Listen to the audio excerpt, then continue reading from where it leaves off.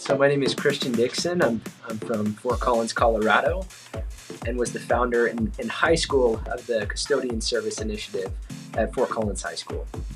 So I was homeschooled for most of my life, for about 14 years of my life, and it was an interesting time. I think it was a very formative season in my life. And Fort Collins High School, I just remember when I got there, I remember the idea of being surrounded by 2,000 people all at once and the vibrancy that brings.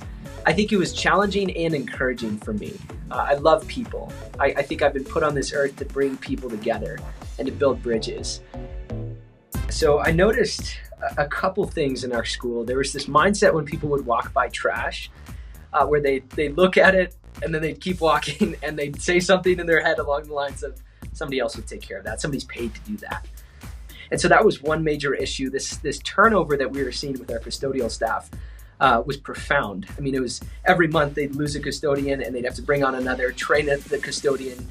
I wanted to know what was going on because I figured there was something deeper to that phenomenon. And what I identified that as was a divide between the students, the staff, and the custodians in our school. Right, this general culture of the outcasts, right? That we don't really engage with them, we don't really talk to them, we don't really hear their story. They're just sort of here to clean the building, right? They're just a custodian.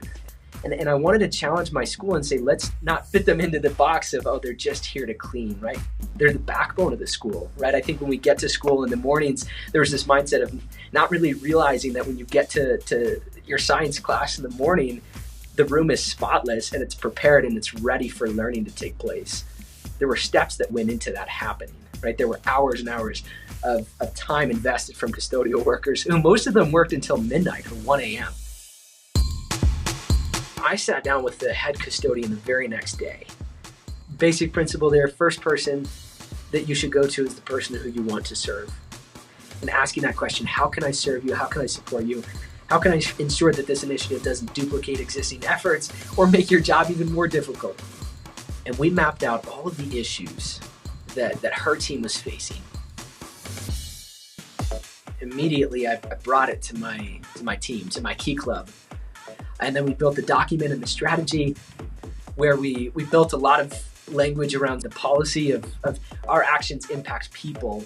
If you value the relationship with your custodians, get to know your custodians, that's where I dived in deep. I mean, I would interview every single custodian, and I'd take a picture of them, and I'd say, what are the 3 things that you want to communicate to the student body that they can do to help you? And then I paused and I said, what better message than thank you? That's all that's needed. That's all that's needed, is to say, we see you and we appreciate you and we stand with you. And we all signed that banner that said, we are kicking off this initiative to take on some of these challenges that you're experiencing. And so we got together 200 people. We got our a cappella group. We got this giant banner that said, we appreciate you. We got matching t-shirts, and we were rolling this cake on a cart down the main hallway of our school. And we brought in the custodial staff to surprise them.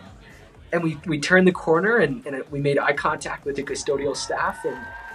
And I do remember that look in their eyes where there was this look of uncertainty of what's about to happen as they see these 200 teenagers coming down the hallway.